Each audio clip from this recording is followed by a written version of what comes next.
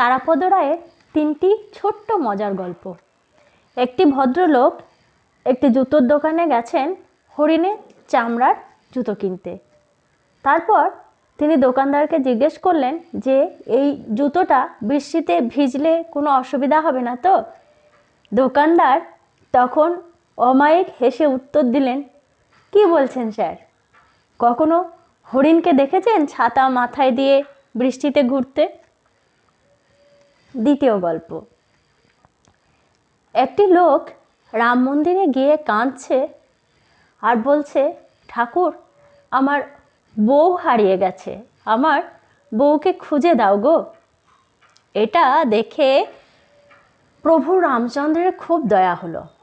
তিনি লোকটিকে দেখা দিলেন, তারপর বললেন যে ওই দেখো পাশে হনুমানজির মন্দির আছে, তুমি ওখানে যাও, ওকে গিয়ে বলো তোমার বউ হারিয়ে গিয়েছে এটা।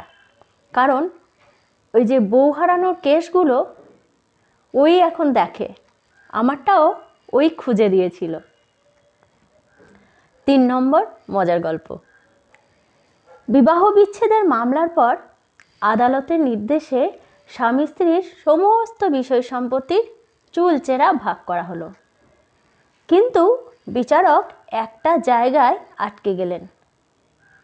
প্রাক্তন দম্পতিকে বললেন, কিন্তু আপনাদের তো 3টে সন্তান, সেটা আপনারা কিভাবে ভাগ করবেন? পুরুষটি ইতস্তত করছিলেন, কিন্তু মহিলা বললেন, কুছ পরোয়া নেই, ডিভোর্স 1 বছর মুলতবি রাখুন, আর 1 বছর ঘর করি, তখন আর একটা বাচ্চা হয়ে যাবে, তারপর 4টে বাচ্চা হয়ে গেলে সে সময় আমাদের ভাগে 2 করে বাচ্চা দিয়ে দেবেন, তাহলে আর কোনো অসুবিধা হবে না।